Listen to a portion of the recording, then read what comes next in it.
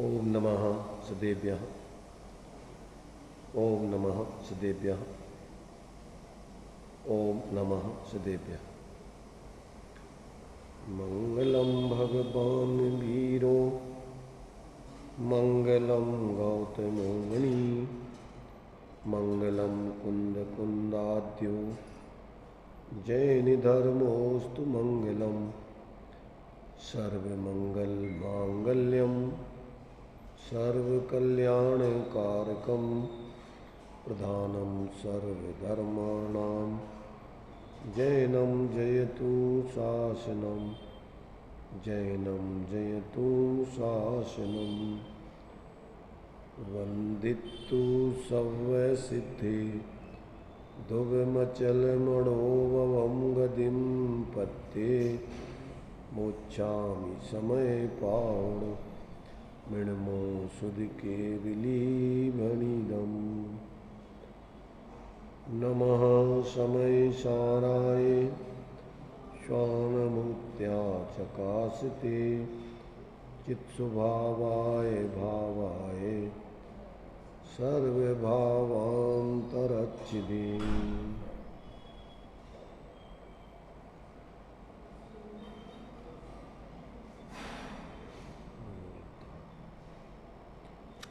विषय अपना समय सारजी निर्जराधिकार गाथा अपनी 228 के ऊपर जो 7 कलश लिखे हुए थे, जिसमें 7 भाइयों की चर्चा अलग से आचार्य अमृतचंद देव ने की थी। उसके संबंध में अपन ने विचार किया। इसमें से 6 कलशों में तो 7 भाइयों की चर्चा है। ये 7वां कलश 161 नंबर का आगे की गाथा से संबंधित है। आगे जो आचार्य कुंद देव अपने संकेत आदि सम्यक दृष्टि के अंगों का एक एक गाथा में स्पष्टीकरण करने वाले हैं।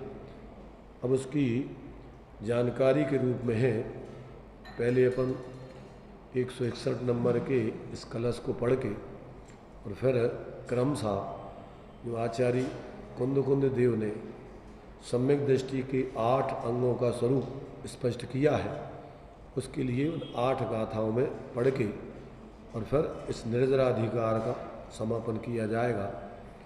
तो यहाँ पर 161 नंबर का जो कलश है, जो आगे की गाथा से संबंधित है, उसका यहाँ पर पाठ करके और उस विषय के बारे में विचार करते हैं।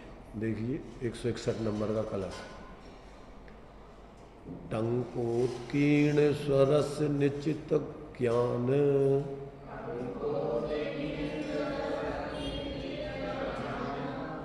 एक आगे पढ़ गए।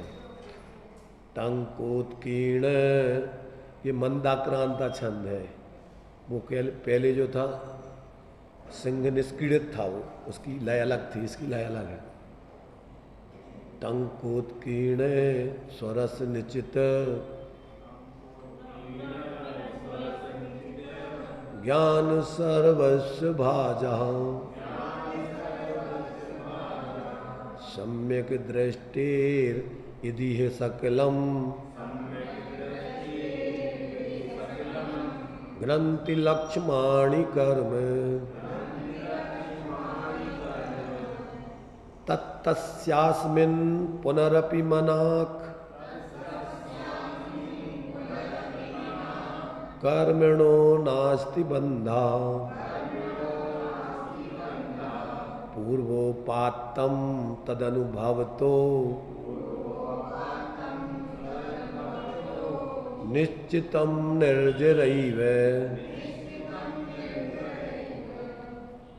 इसका हिंदी तो 2 लाइन में दोहा है। नित्य निशंक सदृष्टि को करम बंध न होय पूर्वोदय को भोगते सतत निर्जरा होय। इसमें तो इतना ही बताया है कि जो हमेशा निशंक है, ऐसा जो सम्यक दृष्टि है, उसके लिए कर्म बंध नहीं होता और जो पूर्व का कर्मों का उदय है उसको भोगते हुए भी निरंतर उसकी निर्जरा होती रहती है। ये बात इसके हिंदी छंद में संक्षेप में दी गई है। इसमें जो नाटक समय सार में जो इसका स्पष्टीकरण दिया है उसको भी अपन देखते हैं। थोड़ा इसमें विस्तार से किया गया है। आगे के 8 अंगों के नाम भी दिए हैं। 8 अंगों का संक्षेप में एक छंद में स्वरूप भी बताया है। तो इसमें 3 छंद दिए हुए हैं। पहले तो इस छंद का अर्थ और फिर आगे के जो 8 अंग हैं उन अंगों के नाम और उनका संक्षेप में स्वरूप। तो देखिए इसमें नाटक समय सार में इसको हम पढ़ते हैं। जो पर गुण त्यागंत शुद्ध निज गुण गहंत ध्रुव विमल ज्ञान अंकुर जासु घट माहि प्रकाश हुए। जो पूरब कृत कर्म निर्जराधार बहावत जो नव बंध निरोध मोक्ष मार्ग मुख धावत। निसंकतादि जस अष्ट गुण अष्ट कर्म अरि संहरत सो पुरुष विचक्षण तासु पद बनारसी बंधन करत। क्या कहा इसमें? जो पर गुण त्यागंत शुद्ध निज गुण गहंत ध्रुव। सम्यक दृष्टि का लक्षण या स्वरूप क्या है कि जो पर द्रव्यों में तो अहंकार ममकार आदि बुद्धि छोड़ देता है। जो पर गुण त्यागंत, पर गुण माने सब लगा लेना, पर द्रव्य गुण पर्याय आदि सबको वो अहंकार ममकार उसमें छोड़ देता है। और शुद्ध निज गुण गहंत ध्रुव, अपने ही निशाश्वत चैतन्य आत्मा को अनंत गुणात्मक रूप से ग्रहण कर लेता है। और विमल ज्ञान अंकुर जासु घट माहि प्रकाश हुआ। और जिसके हृदय में आत्मा में अब विमल माने सम्यक ज्ञान रूपी ज्ञान का अंकुर उदित हो गया है। क्या हो गया? सम्यक साथे ज्ञान होए पे भिन्न आराधो। सम्यक दर्शन पूर्वक उसके सम्यक ज्ञान का अंकुर प्रकट हो गया है जिसके हृदय में आत्मा में। तो विमल ज्ञान अंकुर जासु घट माहि प्रकाश हुआ। जो पूर्वकृत कर्म निर्जराधार बहावत, जो पूर्वकृत कर्म थे उनको क्रमशः निर्जरा करता हुआ बहा देता है। उसको क्या करता है? निर्जरा की धारा में बहा देता है। नदी की धारा में जैसे जो चीज़ें डालो सब बह जाती हैं, ऐसे ही उस ज्ञानी के पूर्वकृत कर्मों की निर्जरा की धारा निरंतर चलती रहती है, उसको आत्मा से अलग करता जाता है। जो नवबंध निरोध और नए कर्मों का आश्रय रोक देता है। और मोक्ष मार्ग मुख धावत, क्या करता है वो? मोक्ष के मार्ग की तरफ उसका दौड़ना चालू है, उसकी तरफ मुख करके अब दौड़ रहा है। निसंकतादि जस अष्ट गुण अष्ट कर्म अरि संहरत, जिसके निसंकित आदि जो 8 गुण हैं वे 8 कर्मों को नष्ट करते हैं, उसका संहार करते हैं, उसको रोकते हैं। और सो पुरुष विचक्षण तासु पद, ऐसे उस विचक्षण पुरुष के पद को, उसके स्वरूप को बनारसी दास कहते हैं। हम वंदना करते हैं, उसे नमस्कार करते हैं। आ गया समझ में? देखिए उसका इसमें जो हिंदी लिखा उसको पढ़ लेते। जो परद्रव्य से आत्मबुद्धि छोड़कर निज स्वरूप को ग्रहण करते हैं, जिसके हृदय में निर्मल ज्ञान का अंकुर प्रकट हुआ है, जो निर्जरा के प्रवाह में पूर्वकृत कर्मों को बहा देते हैं और नवीन कर्म का संवर करके मोक्ष मार्ग के सन्मुख हुए हैं, जिनके निसंकित आदि गुण अष्ट कर्म रूप शत्रुओं को नष्ट करते हैं, वे सम्यक ज्ञानी पुरुष हैं। उन्हें पंडित बनारसी दास जी नमस्कार करते हैं। ये इसका अर्थ हुआ जो इन्होंने इस अपन ने छंद पढ़ा 61 नंबर का 161 उसका इनने जो हिंदी किया। अब जो 8 अंग आने वाले हैं आगे उनके इन्होंने नाम भी दिए हैं। तो इसमें नाम देखिए पढ़ करके ये छंद दिए हैं 16 छंद हैं 2 और बाद में सम्यक्तादि 8 अंगों का संक्षेप में स्वरूप बताने को एक सवैया भी दिया है 31 वो देखिए ताकि आगे जो अब आचार्य कुंद देव एक एक गाथा में स्पष्टीकरण करेंगे उसको अपन यहाँ फिर आगे गाथाओं में क्रमशः समझेंगे। पहले संक्षेप में यहाँ बनारसी दास जी ने उनके नाम और उसके लक्षण दिए हैं उसको पढ़ते। प्रथम निसंशय जान, द्वितीय अवंचित परिणमन, तृतीय अंग अगिलान, निर्मल दृष्टि, चतुर्थ गुण, पंचम अकथ पर दोष, त्रिकरण, छठम सहज, सप्तम बच्छल पोष, अष्टम अंग प्रभावना। सुनाई देगी सबको। प्रथम निसंशय जान, पहला अंग निसंकित जानो, द्वितीय अवंचित परिणमन, दूसरा गुण जो है सम्यक दृष्टि का अवंचित, अवंचित माने निकांक्षित, वो किसी प्रकार धर्म साधना करके कोई लौकिक आकांक्षा नहीं रखता। और तृतीय अंग अगिलान, तीसरा अंग निर्विच चिकित्सा जानो, अगिलान गिलानी से रहित। और निर्मल दृष्टि, चतुर्थ गुण, उपगुण नहीं, अमूढ़ दृष्टि, निर्मल दृष्टि, मूढ़ता से रहित दृष्टि, चतुर्थ गुण जानो। और पंचम अकथ पर दोष, 5वां गुण है दूसरों के दोषों को निज गुण अरु पर अवगुण ढाके, अपने दोषों को नहीं कहना और दूसरों के गुणों को नहीं कहना। अपने गुणों को कहने से अहंकार पोषित होता है और दूसरों के दोषों को कहने से कसाय पैदा होती है, दूसरों के प्रति दुर्भाव पैदा होता है। इसलिए ज्ञानी अपने दोषों, अपने गुणों को नहीं कहता और दूसरों के दोषों को नहीं कहता। तो उपगुहन और त्रिकरण, छठम सहित, स्थितिकरण नाम का 6वां गुण जानना चाहिए। त्रिकरण माने वास्तल्य होता है, स्थितिकरण। और सप्तम बच्छल्य पोष, और 7वां गुण वात्सल्य है। धर्मी सो गौ बच्च प्रीत सम, कर जिन धर्म आगे। अष्टम अंग प्रभावना, और 8वां प्रभावना नाम का अंग जानना चाहिए। सम्यक दृष्टि के 8 अंगों के नाम अब उसके लक्षण बताते हैं यहाँ पर संक्षेप में। धर्म में न संशय, शुभ कर्म फल की न इच्छा। क्या कह रहे? धर्म में न संशय, शुभ कर्म फल की न इच्छा, अशुभ को देख ना गिलानी आने चित्त में। क्या अर्थ हुआ?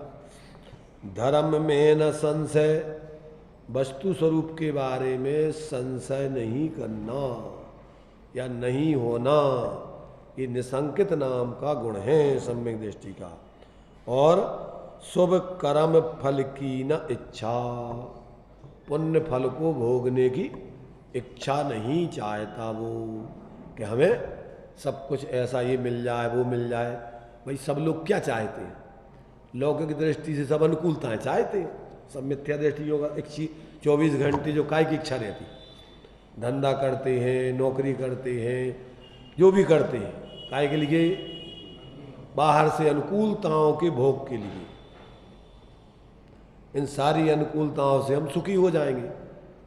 पैसे कमाएं, चाहे धंधा करें, चाहे नौकरी, जो भी करें, नौकरी करें, भीख मांगें, सब में भाव क्या है? खेती किसानी करें कि भैया इसको करके अपन बाहर से अनुकूलताएं, बाह्य व्यवस्थाएं बना के अपन उनका भोग करके सुखी हो जाएंगे। तो यहाँ कहते निष्कांक्षित पना सम्यक दृष्टि के वो नहीं चाहता है। पंचेंद्रियों के विषय भोग आदि सुख की इच्छा सम्यक दृष्टि को नहीं होती। प्रवृत्ति होना अलग है और अभिप्राय इच्छा होना अलग है। तो सम्यक दृष्टि को, क्योंकि उसमें वो सुख मानते ही नहीं है, पंचेंद्रिय के विषय भोगों को तो ज्ञानी क्या मानता है? दुख ही मानता है, आकुलता रूप ही मानता है। इंद्रिय सुख सुख नहीं, दुखी है, बाधा सहित है, आकुलता रूप है, बंध के कारण है, विच्छिन्न है, एक रूप नहीं रहते, तो उसमें बहुत सारी बाधाएं। और परमार्थ से दुख ही है, उसमें कहाँ सुख है? कसाय पूर्वक भोगे जाते। और बीतरागी जीवों को तो उनमें कोई भोगने का, अपने स्वरूप को जो भोग आनंद अतीन्द्रिय कर रहे हैं, उनको कहाँ बाहर के विषयों को भोगने की इच्छा होती। तो उसके जो है धर्म में, वस्तु स्वभाव में न शंका नहीं होती, और कर्म के फल को भोगने की वांछा नहीं होती, और अशुभ को देखना गिलानी आने चित्त में। कौन सा अंग है ये? क्या होता निर्विचिकित्सा में? मुनि तन मलन न देख गिनावे तत्व, तत्व को तत्व तुम्हारे अमूढ़ दृष्टि का है। तो यहाँ तो कह रहे कि अशुभ को देख ना गिलानी आने चित्त में। तो अशुभ माने पाप के उदय में अगर बाहर में कोई प्रतिकूलताएं जीवों की दिखती हैं, परेशानी आदि दिखती है, तो कहते उसमें गिलानी नहीं करना। ज्ञानियों के जीवन में ही पाप का उदय तो आता ना, जैसे सनत कुमार चक्रवर्ती को मुनिराज की दशा में 700 वर्षों तक कूड़ रहा, तो अपन को क्या करना? पाप के उदय में उनसे गिलानी करना क्या? ऐसे अपने भी पाप का उदय आ जाने पर अपन को भी क्या दुखी नहीं होना, गिलानी नहीं करना। दूसरों के भी पाप के उदय में गिलानी नहीं करना। गलत प्रवृत्ति करते हुए भी उनके प्रति गिलानी नहीं करना। और बाहर में अपन देखते हैं कि मलमूत्र आदि देख करके गिलानी नहीं करना। भाई यहाँ पर जो है अपन बुरा मानते हैं, अशुभ क्या मानते हैं? अशुभ अशुभ क्या मानते हैं? बाहर के गंदगी, मलमूत्र आदि, इन सबको अशुभ मानते हैं।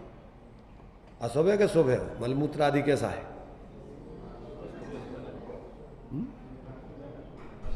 अरे भाई पुद्गल का पर्णमन है ना वो, तो इसका अंदर, तो अब उस पुद्गल के पर्णमन तुम्हें क्या दे रही है, क्या ले रही है?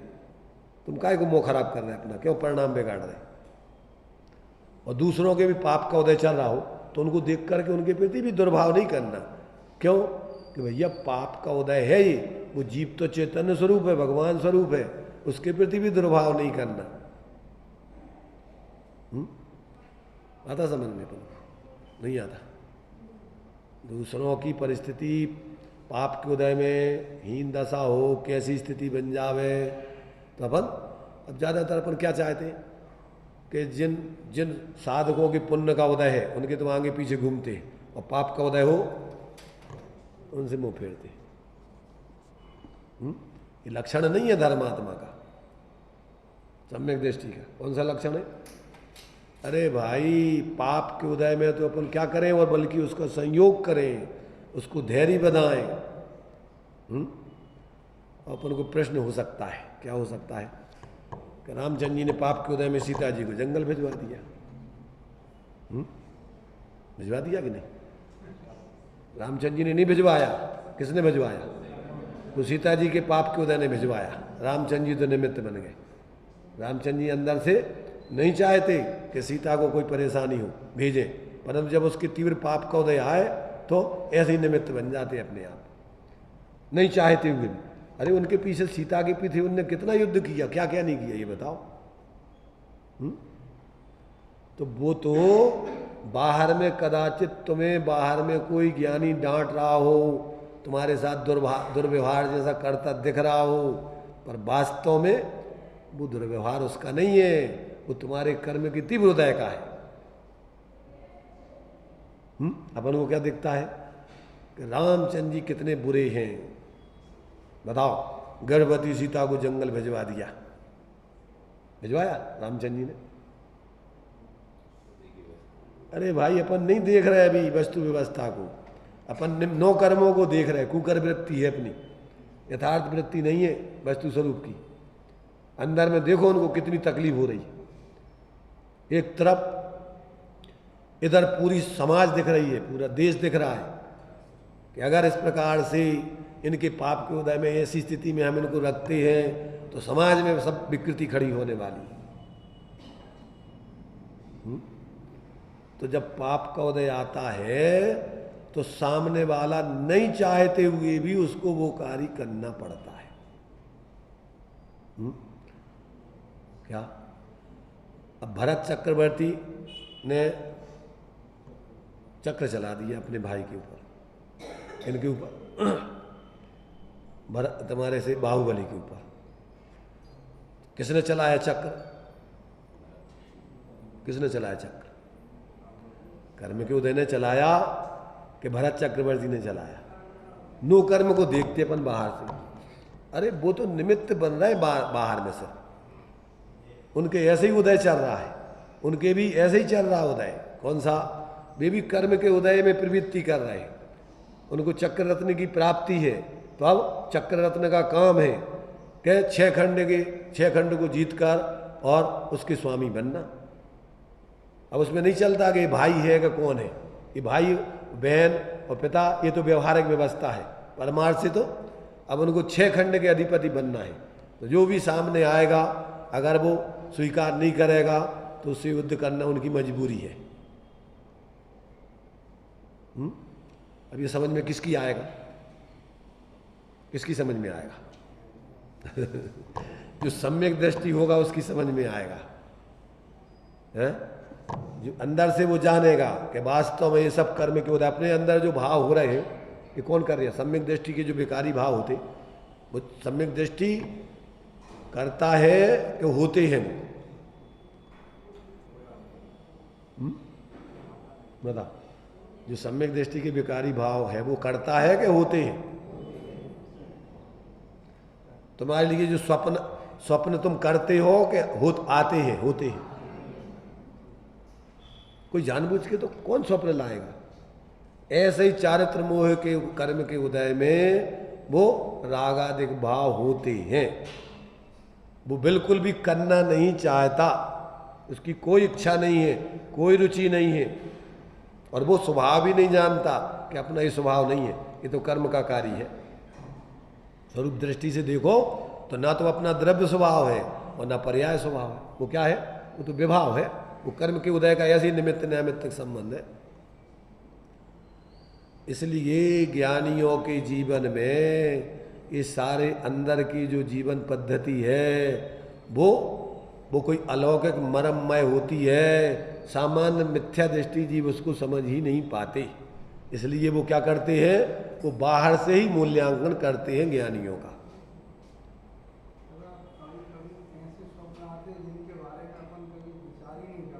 तो तुम लाते हो कि आते हैं? क्यों आते? वही तो बता रहे, ऐसी कर्म का उदय है तो आते हैं। क्या?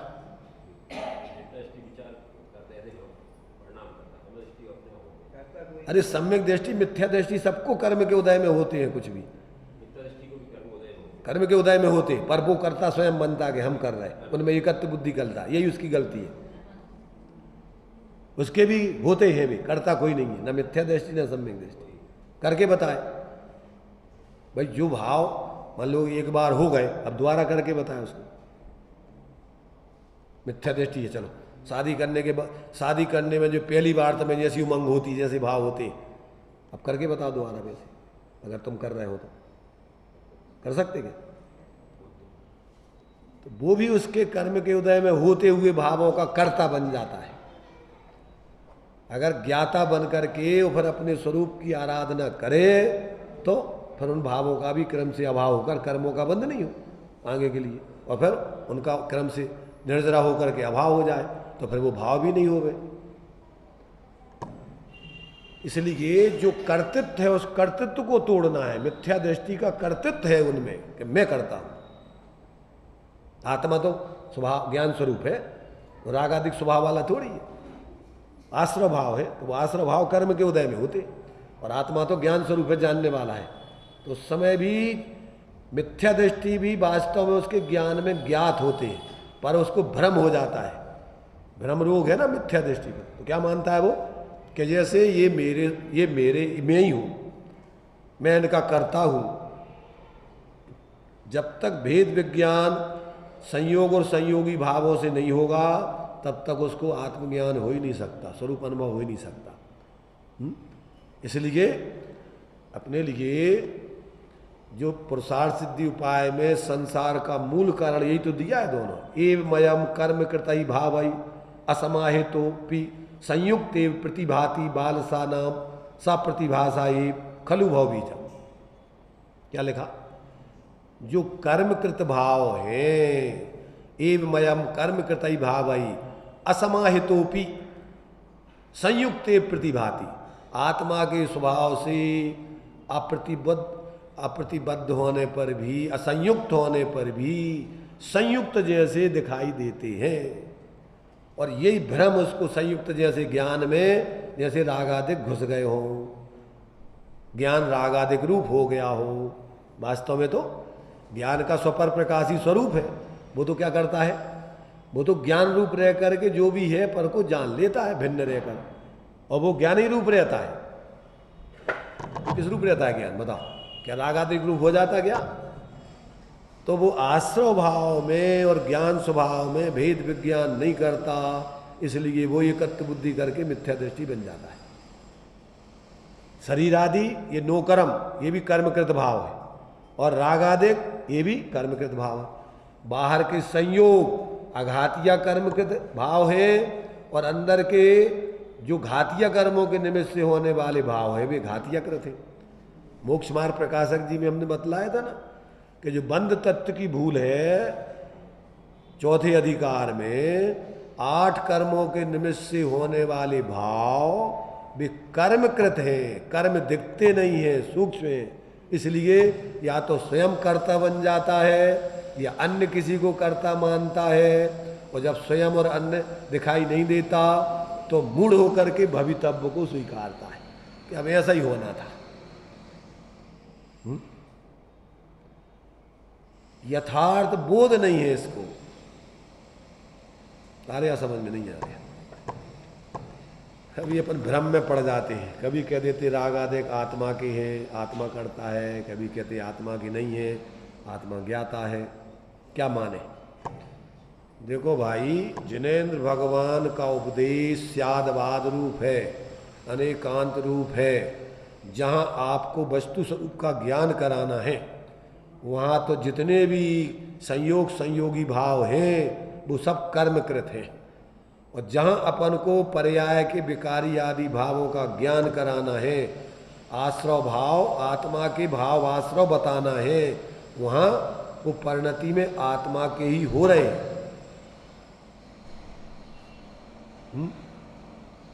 और तो ठीक है, व्यवहार से सकल गे सर्वज्ञ भगवान संपूर्ण पदार्थों को जान रहे हैं।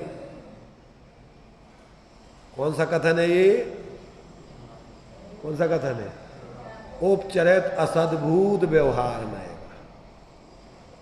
उनके निमित्त से जो ज्ञान हो रहा है, उस ज्ञान को क्या है, जानते समय वो ज्ञाकार ज्ञान का परिणमन दिखाई देता है व्यवहार से। वास्तव में तो वो ज्ञान का ही विशेष परिणमन ज्ञानाकार रूप ही है परमार्थ से। उपचार से वो ज्ञेयों का ज्ञान कहलाता है, और निश्चय से वो ज्ञान का ज्ञान कहलाता है। जैसे दर्पण में अपन खड़े होते हैं तो सामने अपन देखते हैं कि ये अपना चेहरा, अगर नहीं हो तो व्यवहार की वस्तु स्वरूप बताएगा कौन? उस व्यवहार की स्थापना नहीं होगी, तीर्थ का लोप हो जाएगा। और यदि आप वास्तव में उसके यथार्थ स्वरूप को नहीं समझोगे तो तत्व का लोप हो जाएगा। तो वो जो दर्पण में दिख रहा है वो क्या है व्यवहार से? चेहरा। क्योंकि इस चेहरे को बताएगा कौन? परंतु परमार्थ से देखा जाए तो वो दर्पण का ही स्वच्छता रूप परिणमन है। चेहरे के आकार जैसा, आकार रूप नहीं, क्योंकि गे दशा दुविधा प्रकाशी निज रूपा पर रूपा भासी। एक गे तो जो पर रूप है, जो उसका उसमें ही तन्मय है, और एक गे जो अपने ज्ञान में भाषित हो रहा है, वो निजई रूप है, वो आत्मा से तन्मय है, वो पर से तन्मय नहीं है। अब इसलिए भ्रांति हो जाती है जीवों को। क्या होता है? स्वपर प्रकाशक शक्ति हमारी, याते वचन भेद भ्रम भारी, गे दशा दुविधा प्रकाशी, निज रूपा पर रूपा भासी। भ्रम का कारण होता है, क्या होता है? ये स्वपर प्रकाशक शक्ति ये भ्रम का कारण बन जाती है। क्यों क्यों बन जाती बताओ? क्योंकि जीव को यथार्थ वस्तु के स्वरूप का निर्णय अनुभव नहीं है होने से। अब गे दो प्रकार के हो गए, एक तो जो पर रूप है वो तो पर ही है, और एक जो निज रूप दिख रहा है वो स्वाई है, वो पर नहीं है। तो ज्ञान में जो भी गे ज्ञात होते हैं वो तो ज्ञान की ही विशेष अवस्था है, परमार्थ से वो गे नहीं है, परंतु वो गे जैसा उसमें ज्ञान होता है, इसलिए उपचार से व्यवहार से गेयों का ज्ञान कहलाता है। किसका ज्ञान है वो? सबको एक जैसा ही होता है, पर मिथ्या दृष्टि को इसका निर्णय नहीं होने से भ्रम खड़ा होता है। बहुत अजब गजब की व्यवस्था है। और इसी में भ्रम होने से फिर श्रद्धान और चारित्र में जब ज्ञान में भ्रांति खड़ी होती है तो श्रद्धान में विपरीतता खड़ी हो जाती है। क्यों? कि जानता है तो मानता है, जैसा जानता है वैसे ही मानता है, जैसा जानेगा वैसे ही मानेगा। तब उनको अपने ज्ञान में गेयों को मान लेता है तो अपन को गेय स्वरूप ही मान लेता है। संयोग रूप शरीर आदि को क्या है? एक क्षेत्रावगाही होने से आत्मय रूप जान लेता है भ्रम से कि यही मैं हूं, तो श्रद्धान स्वीकार कर लेता है कि मैं ही शरीर हूं, मैं ही स्त्री हूं, मैं ही पुरुष हूं, और ज्ञान निर्णय करे कि भैया ये शरीर पुद्गल है, एक क्षेत्रावगाही तो है, जल पै ज्यों जिय तन मेला पे भिन्न भिन्न नहीं भेला, तो प्रगट जो दे धन धामा क्यों होए में लिख सुतरामा। जब एक क्षेत्रावगाही संबंधी शरीर ही आत्मा नहीं, आत्मा का नहीं, तो अपने से भिन्न अपने कैसे हो जाएंगे? पढ़ते तो हैं, बोलते तो हैं, वह प्राणों में वही ठसा रहता है।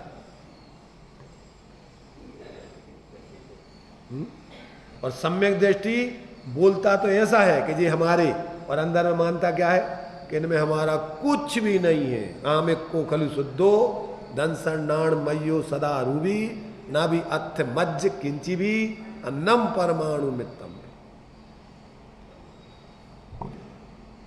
बोलेगा तो व्यवहार में लोक व्यवस्था के आधार से वैसे ही हमारा बच्चा, हमारा परिवार, पर जानेगा क्या कि सब उपचार का कथन है, लोक व्यवहार है, परमार्थ से तो हमारा कुछ नहीं है यहाँ पर। और ये व्यवस्था भी अगर नहीं हो तो लोक में आप जी नहीं पाओगे। सम्यक दृष्टि भी व्यवहार से अपना परिवार, कुटुंब, संपत्ति, न तो बेईमानी, चोरी, हिंसा, फिर ये कहाँ रहेंगे? फिर व्यवहार से झूठ सही होगा ही नहीं। हमारा कुछ है ही नहीं, तुम्हारा भी कुछ नहीं है, हम भी कुछ ले ले में तुम भी कुछ कर लो, उसमें हमारा तुम्हारा कहाँ सवाल। तो एक लोक व्यवस्था की दृष्टि से ये व्यवहार भी आपके लिए उपयोगी है।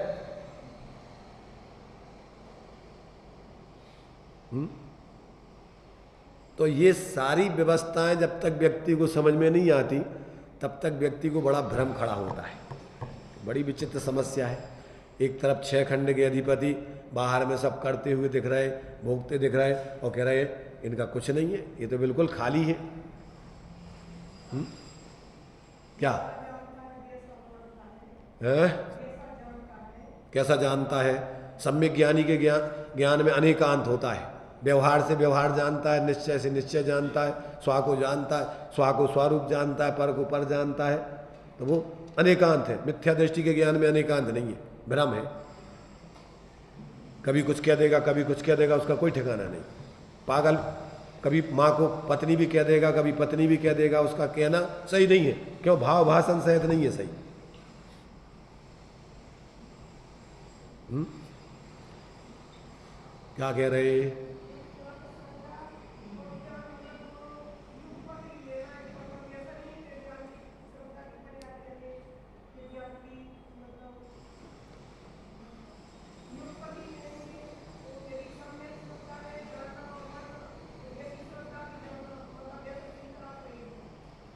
हाँ, तो क्या करना चाहिए? क्या मानता, क्या जानता? अपने को अपने रूप जानता, पर को पर, निज को निज, पर को पर जान, फिर दुख का नहीं लेस निदान।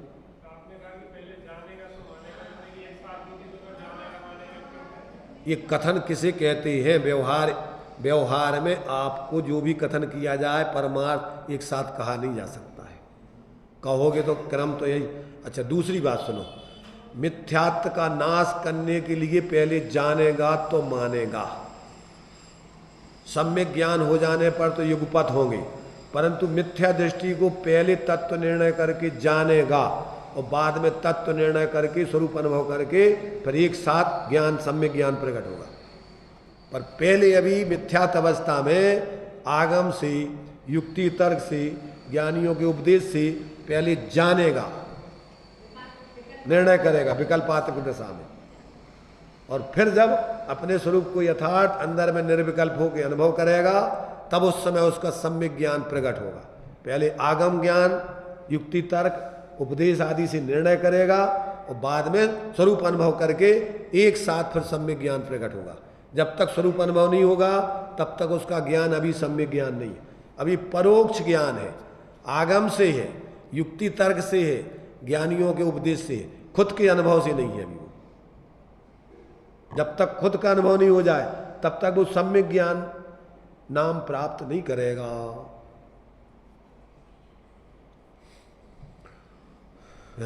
इसलिए ताते जिनवर कथित तत्व अभ्यास करीजे और संशय विभ्रम मोह त्याग आप। जब तक आपे को नहीं लखोगे तब तक सम्यक ज्ञान प्रकट होने वाला नहीं।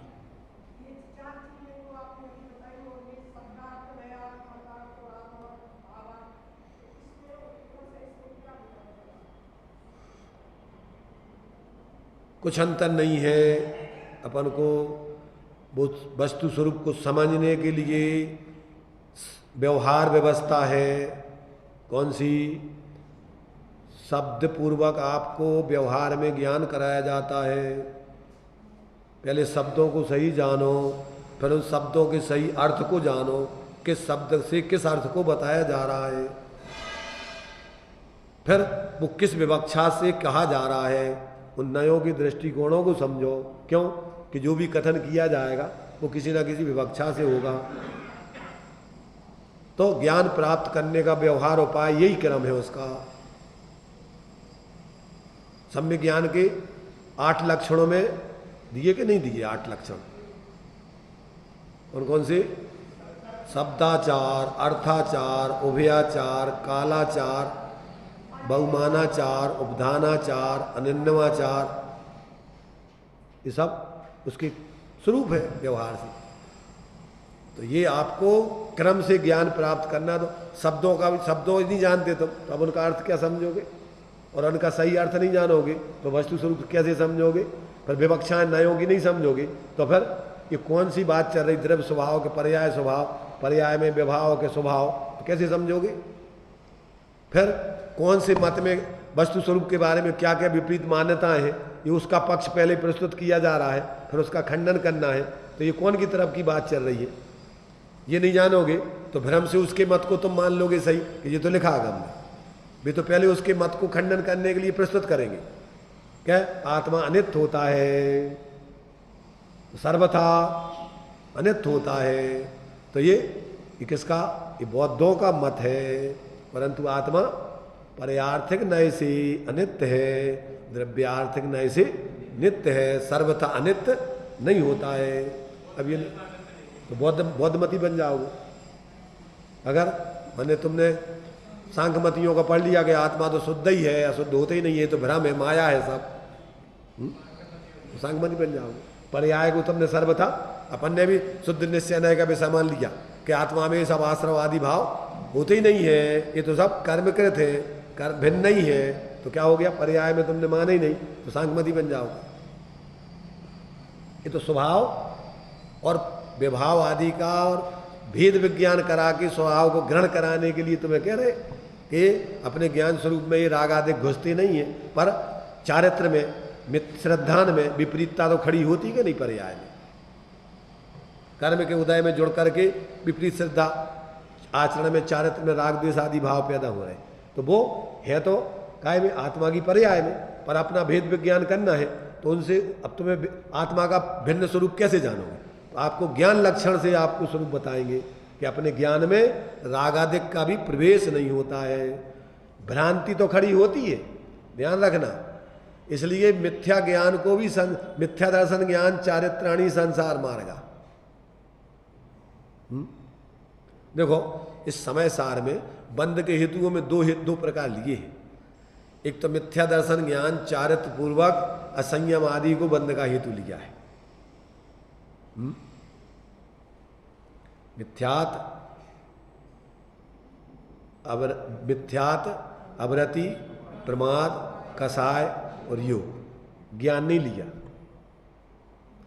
और एक तरफ कहते हैं मिथ्यात अज्ञान कसाय और योग, या अवरति और योग, ये चार लेते हैं। क्या लेते हैं? मिथ्यात, इसी में दो ही तरीके हेतु दिए हैं, मिथ्यात अज्ञान अवरति और योग, ये बंध के चार हेतु हैं। कौन सही है? देखो भाई, ज्ञान से आप बता नहीं पाओगे कौन सी प्रकृतियां बनती हैं, क्योंकि डायरेक्ट रूप में ज्ञान बंध का कारण नहीं है। मिथ्या से 16 प्रकृतियां बनती हैं, अनंतानंदी से 25 प्रकृतियां बनती हैं, पर ज्ञान कोई डायरेक्ट बंध का हेतु नहीं है। मिथ्या ज्ञान डायरेक्ट बंध का हेतु नहीं है, पर मिथ्यात और कसाय के अनंतानंदी आदि के पैदा होने में ज्ञान ही निमित्त बनता है। ज्ञान में भ्रम चलता रहे तो तुम्हारे लिए सम्यक दर्शन सम्यक चारित्र कभी हो ही नहीं सकता। तो श्रद्धा स्वीकार करती है, आचरण स्वीकार करता है, इसलिए वो इनडायरेक्ट रूप में सारा संसार का कारण अज्ञान ही है, मिथ्या भ्रम ही है। जब तक भ्रम रहेगा ज्ञान में तत्व निर्णय नहीं होगा, तब तक मिथ्यात्व का नाश ही नहीं हो सकता है। और भ्रम दूर काय में होगा? पहले ज्ञान में भ्रम दूर होगा। इसलिए टोडामल जी कहते हैं क्या सब कुछ करे, शास्त्र पढ़े, पूजा पाठ करे, व्रतोपवास धारण करे, मुनि बन जाए, दान आदि देवे लाखों का, पर तत्व निर्णय नहीं करे तो सम्यक होने का अधिकारी नहीं। और तत्व निर्णय करने वाला इनके बिना भी सम्यक का अधिकारी जानना। बहुत गजब की शास्त्रों में ये मर्म तुम्हें कौन समझाएगा? अगर पूरे शास्त्रों के मर्म को नहीं जानो तो ये बता भी नहीं पाओगे, भ्रम में पड़ोगे। अभी ये तुम्हारे से सिलवानी में जब वाचना चली थी विद्यासागर जी की, उन्होंने अपने विद्वानों को, अपने त्यागी वृत्तियों को, सबको बुलाया था, और वहां उन्होंने ये प्रश्न रखा था कि समय सार में मुमुक्षुओं से हम पूछना चाहते, समय सार में बंध के दो हेतु दिए हैं, तो इसमें क्या है, इसमें रहस्य और क्या इसमें अंतर है, बताइए आप। कौन बताए अब इसको? क्या अगर मिथ्या ज्ञान बंध का हेतु है तो बताओ कौन सी प्रकृतियां बनती हैं इससे। अब इसमें ना तो उनको भी निर्णय है कि नहीं वो जाने, वे उनके प्रश्न शंका ही है कि समाधान हुआ कि नहीं हुआ। उनको अभी तक कोई उनको समाधान देने वाला तो नहीं मिला प्रत्यक्ष रूप में जाके कि ये है उसका कारण मूल में। पर ये आचार्यों के जब तक अपन विवक्षाएं नहीं समझे, उसका डायरेक्ट इनडायरेक्ट हेतु नहीं समझे, तब तक अपन कैसे समझेंगे कि ये बंध का हेतु है तो अज्ञान यानी ज्ञान कैसे हेतु है। अनादिकाल से ज्ञान में तत्वों का निर्णय नहीं होने से, विपरीत निर्णय होने से, तत्वों का निर्णय नहीं होने से ही नहीं, विपरीत निर्णय होने से अन्यथा श्रद्धान और आचरण की प्रवृत्ति अनादिकाल से चल रही। ज्ञान में ही तो जब तक भ्रम दूर नहीं होगा तब तक श्रद्धान में आचरण में सम्यकपना कहाँ से आएगा। इसलिए लिखा कि जानेगा तो मानेगा, वो हेतु ये है यहाँ पर। और एक साथ होते वो सम्यक ज्ञान की बात है। पर जब मिथ्यात्व का नाश करना है तो पहले जानेगा तो मानेगा, और मानेगा तो फिर अनुभूति पूर्वक सम्यक ज्ञान उदित होगा।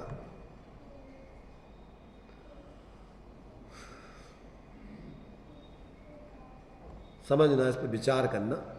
अपन आचार्यों के ग्रंथों के मर्म को समझने के लिए बैठे, किसी संप्रदाय का खंडन मंडन करने के लिए नहीं, किसी व्यक्ति का खंडन मंडन करने के लिए नहीं। काहे के लिए?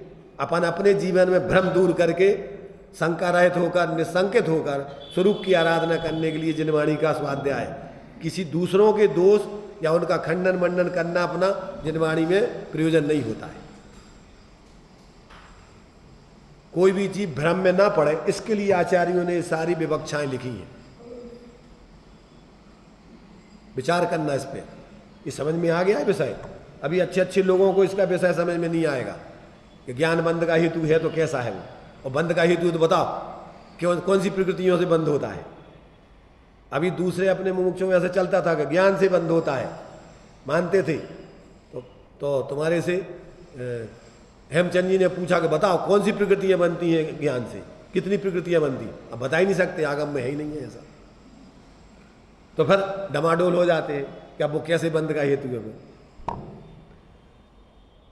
तो समझ में आया कि नहीं आया? अगर ज्ञान को बंध का हेतु कहते हैं तो इनडायरेक्ट रूप में मूल हेतु वही है। बिना भ्रम ज्ञान में दूर हुए बिना मिथ्यात्व का नाश हो ही नहीं सकता है। और वो आगम का सेवन, पहले सिर माथे आगम होना चाहिए। मनमाने तरीके से बिना सर्वज्ञ के आपको ये कौन बताएगा? इसलिए साधुओं को भी कहा है आगम चक्षु साहू। आगम के अलावा तुम जो भी बोलोगे वो तुम्हारा सम्यक नहीं माना जाएगा। आप आगम में बताइए कहां कौन सी बात किस विवक्षा से लिखी। अपना सम्यक दृष्टि के 8 शंका आदि दोष नहीं होते। उस छंद को अपन पढ़ रहे हैं तो यहाँ पर अपन को ये उसके संक्षेप में लक्षण बता रहे हैं। उस छंद को पढ़ते हैं अपन। वैसे क्या है कि वो कैसेट जो वहाँ से निकली थी ना, उनकी वो कैसेट बनी हुई थी वहाँ पर सिलवानी में। तो ये बीतू की बहन है जो वहाँ सिलवानी में इसकी शादी हुई है, उसने हमें पूरी कैसेटें भेजी थी। उन कैसेटों को हमने सुना था। तब हमारे लिए हमें भी जिज्ञासा उठी कि भाई इनने ये प्रश्न पूछा है तो कोई ना कोई मर्म तो होना चाहिए इसमें। तब हमने फिर ये सारी चीज़ों की खोज की। तब हमने समझा कि ये इसका हेतु ये है, मर्म ये है इसका। तो इसमें अपन को 8 लक्षण दिए हैं। देखो इस छंद को पढ़ ले ताकि ये पूरा हो जाए। आगे फिर अपना विषय अभी नहीं चलाएंगे, आगे चलेगा। तो इसमें दिया है धर्म में न संशय, शुभ कर्म फल की ना इच्छा, अशुभ को देखना गिलानी आने चित्त में। कौन सा अंग है ये? निर्विचिकित्सा। साची दृष्टि राखे अमूढ़ दृष्टि, काहू प्राणी को न दोष भाके, उपगुहन अंग चंचलता भानी स्थिति ठाने बोध वित्त में। अपने उपयोग की चंचलता को रोक करके और अपने स्वभाव में स्थिर करके सम्यक दर्शन ज्ञान चारित्र रूपी बोध की सिद्धि करे। अपना उपयोग यदि भटक रहा हो तो उसको अपने स्वभाव के अवलंबन से सम्यक दर्शन ज्ञान चारित्र की सिद्धि करे, उसको स्थितिकरण करे। तो चंचलता भानी स्थिति ठाने बोध वित्त में, और प्यार निज रूप सो। कौन सा अंग है? कौन सा अंग है? अपनी आत्मा से प्रेम करे। क्या करे? अपनी आत्मा से निज प्यार निज रूप सो, और उत्साह की तरंग उठे, और फिर अंदर में आनंद उत्पन्न होता है, और उस सबके लिए भी ऐसे वस्तु स्वरूप को बताने का भाव होता है। फिर प्रभावना। मुख्य रूप से तो अंदर में आत्मा का अनुभव होता है, तो क्या होता है कि अलौकिक आनंद की तरंग उठती है। यही प्रभावना, प्रकृष्ट भाव, शुद्ध भाव पैदा हो जाना, इसका नाम ही आत्मा प्रभाव नीयो रत्नत्रय तेजसा सतत में वे, दान तपोजन पूजा विद्या अतिशय से जिन धर्म, ये प्रभावना अंग है। तो इस प्रकार से ये आठों अंग प्यार निज रूप सो उछाए की तरंग उठे, यही आठों अंग जब जागे समकित में, ताही समकित को धरे सो समकित मन। ऐसे इन आठ अंगों को जो धारण करता है वही सम्यक दृष्टि कहलाता है। और वह मोक्ष पावे जो न आवे फिर इत में, फिर वह अपनी पूर्ण मोह दशा को प्राप्त करके संसार में लौट के कभी नहीं आता। जो ये मानते हैं कि भगवान फिर अवतार लेते हैं, इस प्रकार स्वरूप में संदेह नहीं करना निसंकित अंग है। शुभ क्रिया करके उसके फल की अभिलाषा नहीं करना निकांक्षित अंग है। दुखदायक पदार्थ देखकर गिलानी नहीं करना निर्विचिकित्सा अंग है। मूर्खता त्याग कर तत्व का यथार्थ निर्णय करना अमूल दृष्टि अंग है। दूसरों के दोष प्रकट नहीं करना उपगुहन अंग है। चित्त की चंचलता हटाकर रत्नत्रय में स्थिर होना स्थिति करण अंग है। आत्मस्वरूप में अनुराग रखना वात्सल अंग है। आत्म उन्नति के लिए उत्साहित रहना प्रभावना अंग है। इन आठ अंगों का प्रकट होना सम्यक्त है। उस सम्यक्त को जो धारण करता है वह सम्यक दृष्टि है। सम्यक दृष्टि ही मोक्ष पाता है और फिर इस संसार में नहीं आता। जिस प्रकार शरीर के आठ अंग होते हैं और वे अपने अंगी अर्थात शरीर से पृथक नहीं होते और न शरीर उन अंगों से पृथक होता है, उसी प्रकार सम्यक दर्शन के निसंकित आदि आठ अंग होते हैं और वे अपने अंगी अर्थात सम्यक दर्शन से पृथक नहीं होते और न सम्यक दर्शन इन आठ अंगों से अलग होता है। ऐसे आठ अंगों का समुदाय रूप सम्यक दर्शन जानना चाहिए। अब आगे का क्रम से एक एक अंग का आचार्य कुंद कुंदेव विशेष खुलासा करेंगे।